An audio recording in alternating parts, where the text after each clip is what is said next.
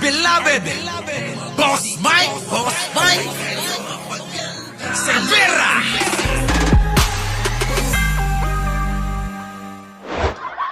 Salamat si Pangulong Ferdinand Marcos Jr. kina United Arab Emirates President Sheikh Mohammed bin Zayed Al Nahyan at Prime Minister Sheikh Mohammed bin Rashid Al Maktoum sa pagkakaloob ng pardon sa 220 Pilipino. Nako mga kababayan, 220 Pilipino mga kababayan ang pinalaya at pinatawad, binigyan ng pardon mga kababayan. Saan? Sa UAE. Nako! Eto mga kababayan pansinin ninyo lang.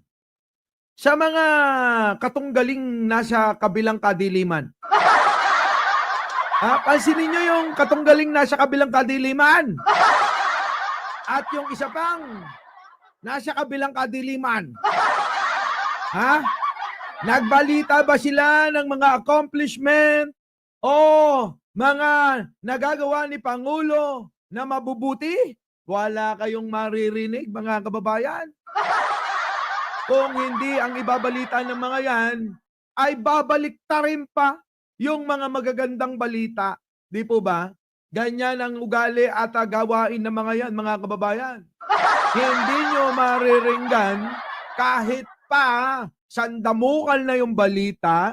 Saan? Sa mga mainstream media, itong mga nangyayaring dapat na pinupunat pinasasalamatan nating mga Pilipino, hindi lang si Pangulo, kung hindi yung mga kinauukulan sa ibang bansa, mga kababayan, para naman mas maging agresibo yung mga tao o yung mga leader sa iba't ibang bansa na mayroong mga Pilipino na nakagawa ng mga paglabag ng batas nila. Di po ba? Dapat ganun mga kababayan Tayong lahat nagpapasalamat. Bakit? Maraming mga napapalayang mga kababayan nating Pilipino. Di po ba? Nang sa ganun nakikita nila, naku, kita mo, nagpasalamat sila. Abay, kahit kayo mga kababayan, pag kayo pinasalamatan mga kababayan hindi po ba't napakasarap sa pakiramdam? Ganon din ng mga taga-ibang bansa mga kababayan. Lalo na ito, biruin nyo 220 Pilipino ang pinalaya. Sa panahon lang. Ni Pangulong Bongbong Marcos yan. Di po ba? Kaso nga mga kababayan, alam nyo naman yung mga nasa kabilang kadiliman. At yung isa pang kadiliman. Dalawa kasi yan mga kababayan di ba? Sabi ni Roque, ang kadiliman at ang kasamaan. Sa kanila parehas yan. Dalawa ka sila. Kadiliman at kasamaan. Sinakop nila mga kababayan ito na. Pasok. Ayon sa Pangulo, karagdagan ito sa 143 Pilipino na nabigyan ng pardon noong Eid al-Adha. Kita nyo, meron pa palang naunang 100 mahigit na halos 200. Tapos ngayon mga kababayan, nabigyan pa ng 220. Abay, magli-500 na yan. Hindi pa rin ba kayo magiging masaya dyan? Oy! Yung mga nandiyan dyan sa kadiliman at kasamaan. Kayong mga nandyan. I-content nyo naman at magpasalamat naman kayo. Kaysa naman yung kinokontent nyo, yung merong napugutan ng ulo. Napugutan ng ulo dahil nga nakagawa ng karumal-dumal na kasalanan. Anak ng tinapa kayo, Yung mga yun, binabalita nyo, isa lang. Paano naman itong magli-500? 500 halos ang binigyan ng pardon ng UAE na Pilipino. Take na yan, Di po ba? Di ba, Sherry Santa Mariana? Rensilin. Wala kaya itong mga DDS talaga, mga kampon ng dilim kaso, mga kababayan, hindi natin sila maasahan. Kaya tayo na lang ang magbabalita riyan. Oo. Sige, tuloy. Ang nasabing hakbang ay nagpapakita ng matatag na relasyon ng dalawang bansa. Oo, di dapat tayo tumulong kasi nagpapakita daw ng matatag na relasyon. Di tayo naman mga kababayan. Tayong mga Pilipino, dapat sumusuporta diyan kay Pangulong Bongbong Marcos. Di po ba? Dapat ganon. Suportan natin yung mga pakikipag-ugnayan, pakikipagrelasyon, ni Pangulong Bongbong Marcos sa iba't ibang bansa. Di po ba?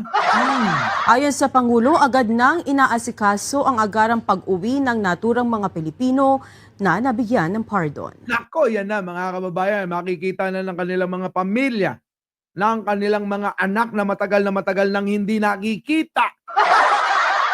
At syempre mga kababayan, yung mga asawa nila na talaga naman nangulila. Kaya yung mga parating, nako, magsipaganda kayo. Oo. Ihanda nyo yung inyong mga katawan lupa. Siyempre matagal kayong hindi nakita, ng inyong mga minamahal. Lalong-lalo na inyong mga magulang, mga anak, at siyempre, yung inyong asawa. Yung asawa, mga kababayan, nako, abay, pagpahingay nyo muna at kailangan ng konting kondisyon muna, baka mamaya halabira kayo ng halabira. Huwag ganon. Tuloy. Patuloy na pinoproseso ang mga dokumento ng ating mga kababayan para sa kanilang agarang pagbabalik. Sa kanilang Kita nyo mga kababayan si Pangulong Bongbong Marcos. Hindi natigil na magtrabaho to mga kababayan. Hindi talaga natitigil ito. Oo, malupit. pag-uwi, naway maging ligtas ang kanilang paglalakbay pauwi sa kanilang mahal na lupang tinubuan. No! Ang pagbabalik, yun, solidad ko na lang kung may babalikan yung iba. Pero mga kababayan kasi,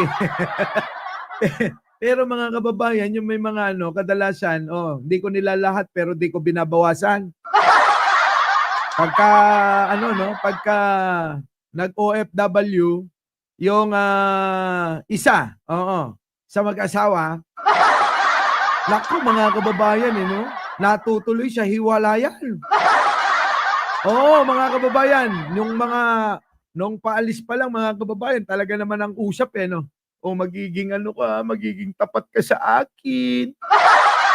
Huwag kang mambababae Huwag kang mambababae doon. Huwag kang magjojowa doon. O baka pag nakakita ka ng matango siyang ilong. Ay, nako. Diba? Yun ang masama mga kababayan. Pero nyo, pagpapalis pa lang todo-todo na yung paalaman na at mga bilin. Ang bilin mga kababayan, maging tapat ka lang. Ito namang iniwan na si kumare at saka si kumpare, mga kababayan, naku, ito naman sinasamantala naman yung pagkakataon. Naku, wala na si kumpare ko. Naku, wala na si kumare ko. Hatiran ko kaya ng pagkain. Padiguan ko kaya. Padiguan ko kaya yung aking kumare. At si kumpare. Naku, yan na mga kababayan. Diyan nag-uumpisa yan sa padigo. Alam niyo yung padigo? Ay, padigo ba? Yung hinahatiran ng mga ulam-ulam kunyari. Diyan na nadadali mga kababayan Kaya mga kababayan, hindi naman ito hindi naman pagpapakaba sa inyo, kundi ito abay babala, lagyan nyo ng CCTV. Lagyan nyo CCTV mga kababayan. Ang lahat ng mga sulok at kwarto ng inyong bahay. At alamin ninyo kung gaano kadalas yaan ay umaalis at umuuwi. Nako, mga kababayan. Si Evelyn Calison nakarelate na. Oo. Eto nga lang mga kababayan kwento ko lang hindi naman malayo sa amin. Dati namin, naku, wag sanang manood. Yung ano namin eh, yung staff namin eh. Ay todo talaga, masolid kami, Sir Mike. Ganyanan pa sila, talagang nagkakayit-kutan silang dalawa eh. Ha? Ay, permi kayit-kutan nila. Yakapan ng gusto, mga kababayan eh. Habang sinasabi sa akin, binibilinan ko, ikaw ba'y handa na? Baka mamaya itong si, ano mo, itong asawa mo dito na lalaki, mambabae ito. Sabi nung lalaki, malabo yan, Sir Mike. Mahal na mahal ko po siya. Diba? O yung babae naman. O ikaw naman, baka mamaya makakita ka doon ng mga matatangos ang ilong, matatangkad, at mga macho. Anong gagawin mo ron? Baka mamaya hindi ka na makapagpigil doon. Malamig minsan doon, mainit minsan doon. Diba? O, nako, antina mo mga kababayan, wala pang 1 buwan. Biruin niyo yung kayat-kitan nila talaga ng mga sinasabi nila mga kababayan na hindi kami maghiwalay. Matibay ang aming pagmamahalan. Hindi namin magagawa yan. Ayun, tingnan mo. Nagbilin mga kababayan, pakisabi na lang. Oo, hindi ko na siya mahal. Alam tila pa, mga kababayan. Baka naman, oo, madalas ko sinabi rito na enjoy nyo buhay ninyo. Pero sana, enjoy nyo yung buhay ninyo na wala kayong tinatapakan na kahit sinong tao. Ganun. Di ba? Kasi pag may tinatapakan na kayo, yung pag-i-enjoy ninyo, naku, hindi na, ano yun, katanggap-tanggap. Di po ba? Ha? Mahirap pa dyan. Boss Mark, sinasabi, binubugbog pa raw sila. Naku, lahat na. Diba?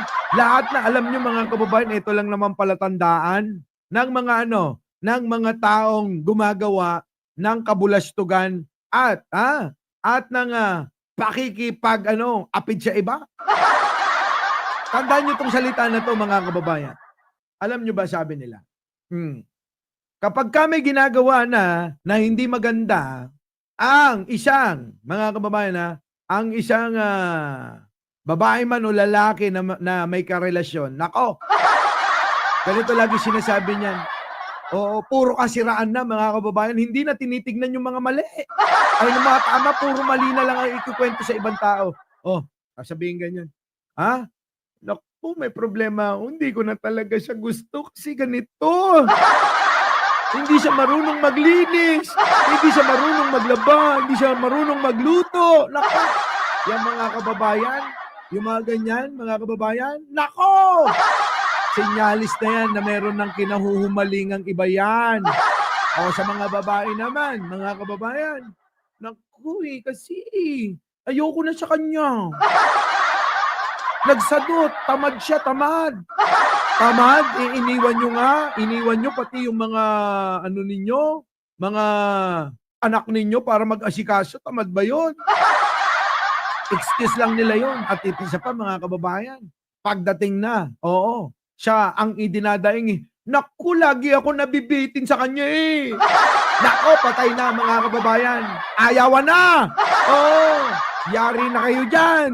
Sigurado meron na yan. Oo, meron ng ibang nagpapadigo dyan. Oo, di po ba? Oo, yung mga OFW, alam nyo yan. Ay, nako. Mga kababayan, narinig ko yun eh.